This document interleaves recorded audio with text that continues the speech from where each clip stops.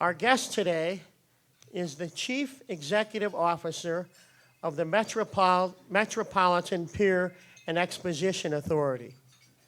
This is the agency that owns and operates McCormick Place, the nation's largest convention center, and Navy Pier, Illinois' #1 tourist destination. He was appointed 1 year ago by Governor Blagojevich and approved by Mayor Daley.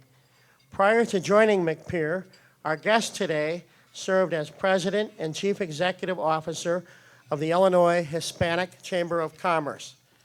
He served our country in the U.S. Marine Corps as a machine gunner and is a veteran of the Gulf War. Ladies and gentlemen, the Chief Executive Officer of the Metropolitan Pier and Exposition Authority, Juan Ochoa.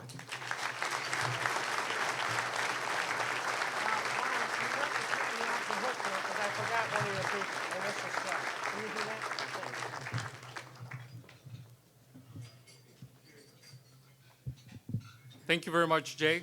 I want to thank the City Club for allowing me to speak to all of you today. Jay is one of the individuals who early in my career was very, very helpful to me, and I'm always grateful.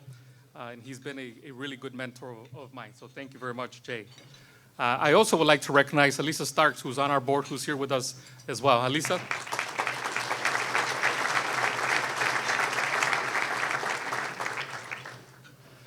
And of course, I'd like to thank our Governor Blagojevich, and Mayor Daley for allowing me the opportunity to serve as the CEO of MPA. It's a tremendous honor for me, and it's a tremendous institution with so many personalities. As you just heard from Jay, sometimes I am very glad to have as many personalities like Vince Gavin and Skinny, and then you have like a Ray-Ban Hook. Sometimes they sound like names that you would find on TV, but these are all real characters who do a really great job and who really care about the authority. And I'm just very glad that they're on our staff. I also, of course, would like to thank those folks that are extremely important to us, and those are our customers. All of the folks that work at the authority, from the board to the unions, we all work as one team to ensure that they're successful, because their success is our success. And I also like to say that I can't believe that it's been a year now since I was appointed as CEO. And I can remember in the first few weeks and the reception that I got from some of the local press. And I have to tell you, some of my friends would call me up and tell me, Juan, I just don't think that maybe they have an appreciation of what it takes to organize a community, to help thousands of people become U.S. citizens, and to grow a Chamber of Commerce from 50 members to 1,200 members and establish it as the most successful and influential Hispanic Chamber of Commerce in the country. And then, of course, there were others who called me who were very enthusiastic and would call me and say, did you read the column? I hope you have thick skin. And, it sure is interesting in public service. You just never know where it's coming from. At this point, I want to get a little bit more serious. As all of you know, MPA is an authority governed by both the city and the state. In fact, our chairman is appointed by the mayor with the consent of the governor, and the CEO is appointed by the governor with the consent of the mayor, both which get to appoint 6 members of the board. And at this point, I want to thank and recognize Mr. Ted Tetzlaff and the members of the board for providing the leadership of the authority, for setting a vision, and for being very supportive of myself as well as my staff. So I want to thank you for your support.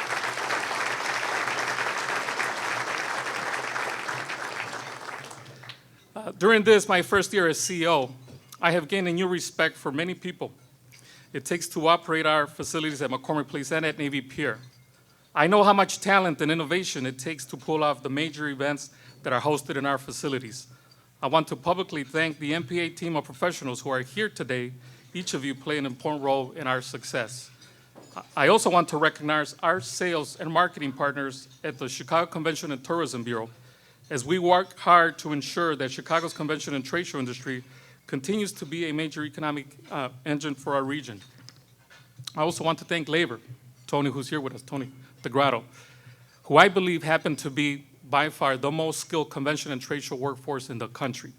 Together with our key partners in the hospitality industry, we operate under a mandate from the mayor and the governor to maintain our leadership role in creating economic development in the convention and trade show and hospitality industry.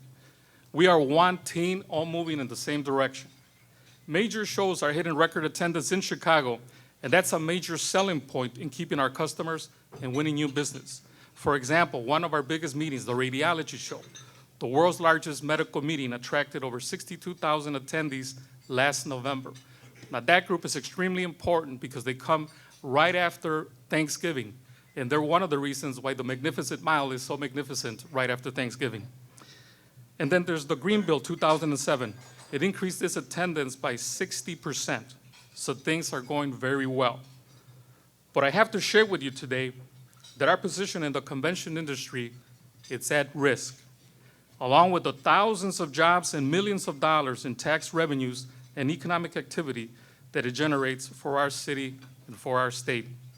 We're in a tough, competitive, challenging environment. Chicago for many years was the undisputed #1 convention destination in the US, but that's changed. Our business is now a buyer's market. Over the past 15 years, destinations such as Las Vegas and Orlando have joined Chicago as top convention destinations. Other cities are seeking a piece of the industry. And let's just face it, they all want our business.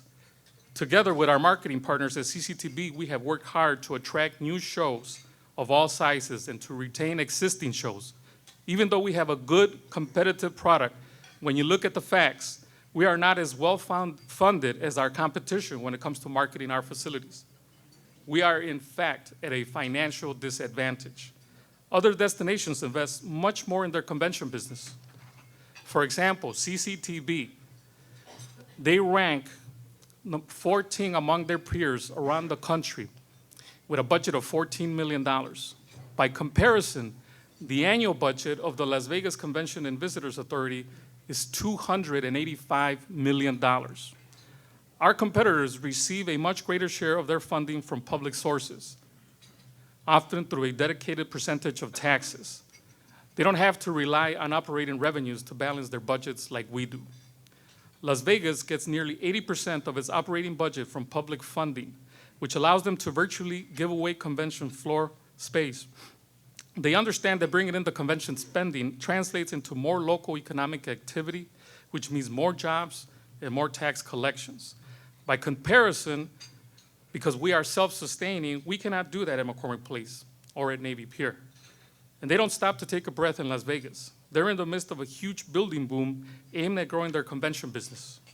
Currently, Las Vegas has over 140,000 hotel rooms, and they will construct an additional 40,000 rooms within the next 5 years. By comparison, Chicago has roughly 31,000 rooms in the downtown area. And Las Vegas is planning to add about 5 million square feet of function space during that time. Our local convention and trade show industry generates more than $600 million per year in tax revenues that support education, healthcare, public safety, and other priorities.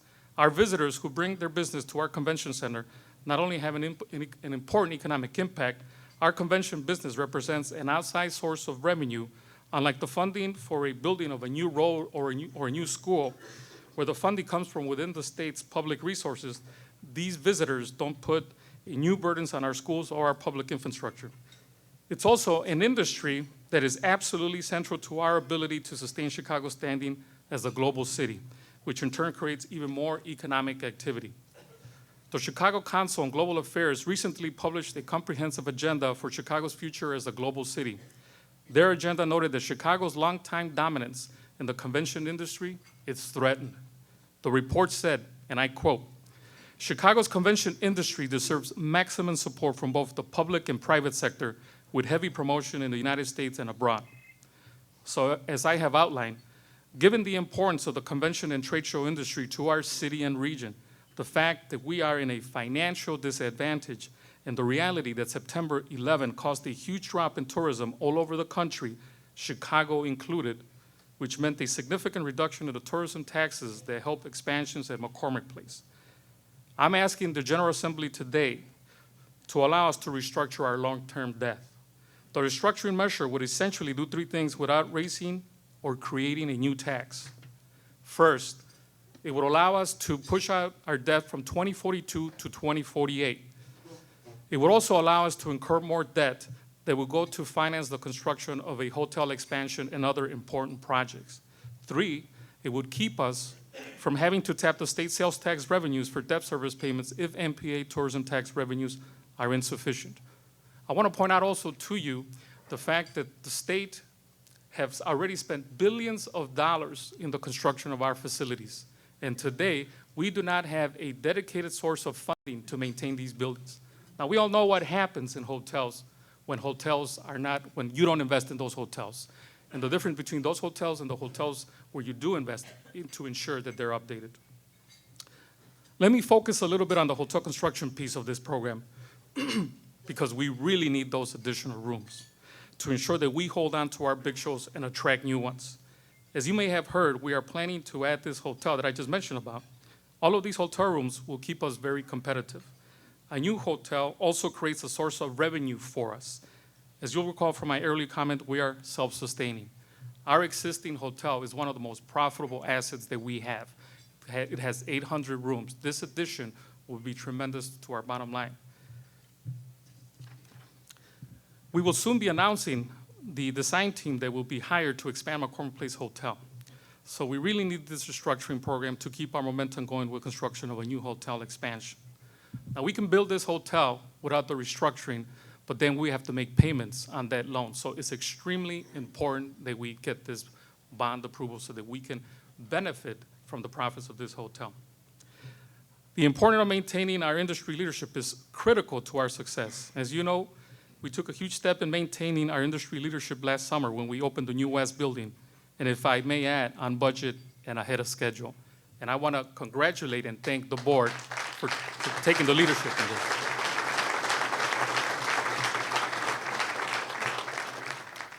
And I have to recognize Nanda Harris, who brought it in to the finish line for his dedication. Nanda, thank you.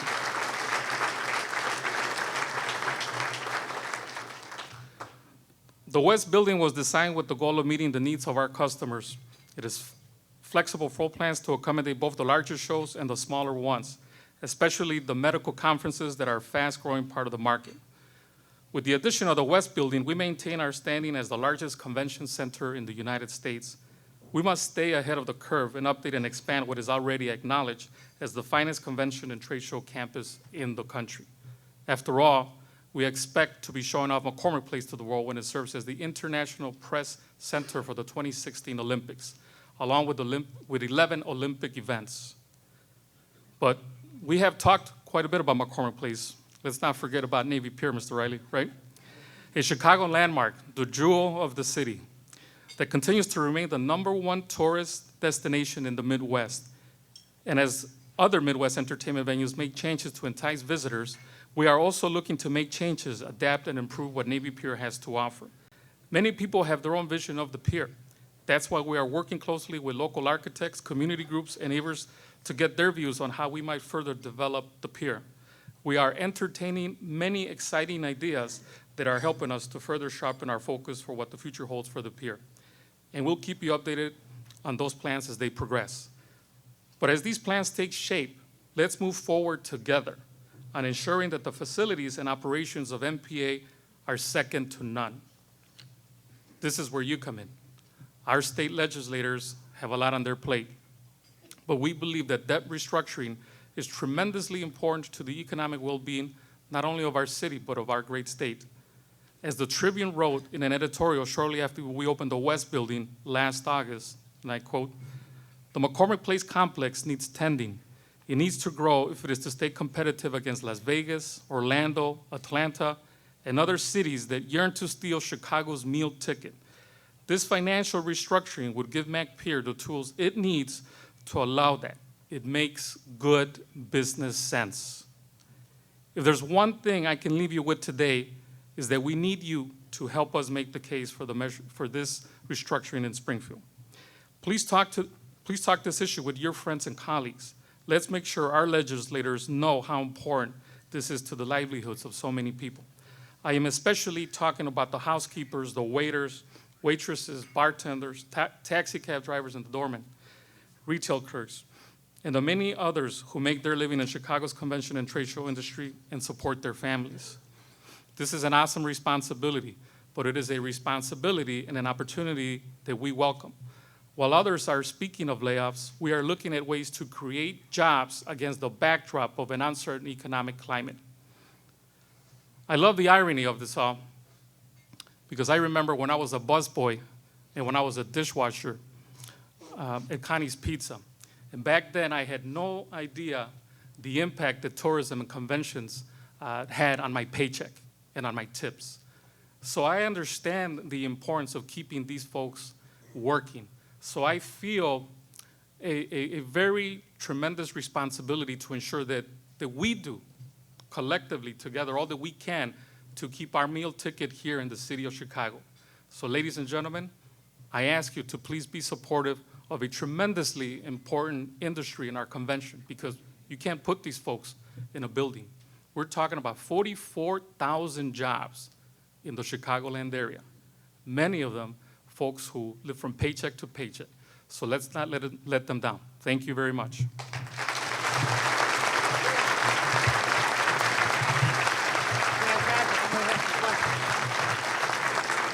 Terrific. Juan has said he'll be happy to take some questions, so if you have some, right there's Kathy Posner. Just state your name and then your question. One person I forgot was to acknowledge was Juan's predecessor, Letitia Peralta Davis. Letitia, where are you? There. Thank you for coming. All right, Kathy? When a convention wants to come, I'm just going to say a statement, then you'll see my question. Sure. Convention wants to come here, they have to, years in advance. They book it years in advance, have to give deposits, correct? It's something like that. Okay, here's what it ties into. We don't know if we're going to get the Olympics in 2016. So are you just holding all that space and turning down the opportunity of any other business just on the chance that the Olympics come to Chicago? No, as I mentioned earlier, we have a great responsibility to keep people working, so we would not do that. And in fact, most of our business is very cyclical, and as you mentioned, the larger shows tend to be booked years in advance. But there's also shows, in which I'll speak to this, that the reason why the West Building was constructed, because that building will allow us to book short-term business, so that's important. So as far as the Olympics go, no, we're not standing at a standstill. We're moving forward. We will accommodate our customers when the city lands the 2016 Olympics. Thank you.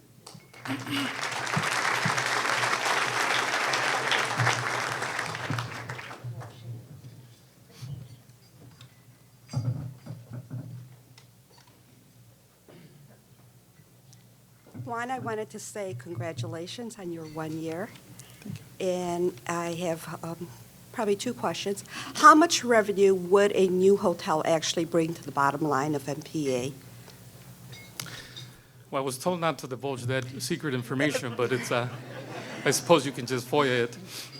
Currently, our existing hotel nets us between $18 and $20 million on an annual basis. That's a room with 800 rooms. So the addition of 600 can potentially do between 10 and 15, so which is extremely important. And I also want to add the fact that in years past, we used to get a subsidy of $5 million from the state of Illinois to subsidize our operation. Now, that subsidy was around since the 70s.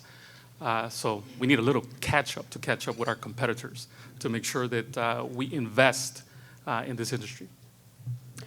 And I think my second question is, I'm not sure if there's been a feasibility study done recently. I know that I pushed for the last feasibility study that was completed in '99.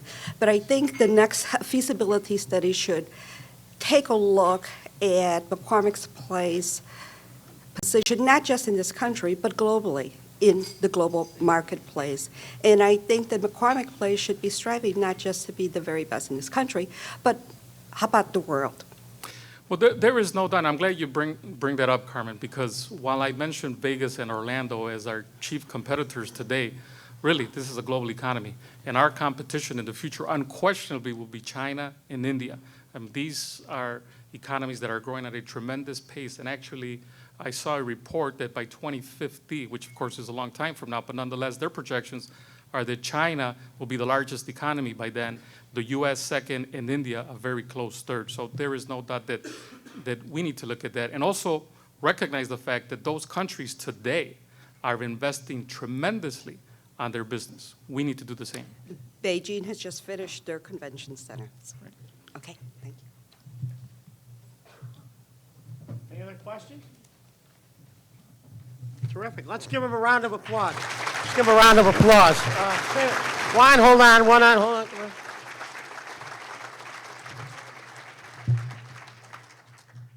Whoa.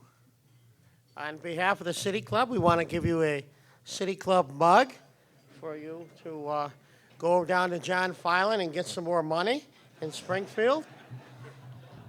So I'm making a public appeal for our $5 million, John. John, aren't you glad you came and joined us today? And then a one-year membership to the City Club. Thank you. And the history of the City Club. Let's give him a round of applause. Thank you. Good. Thank you all.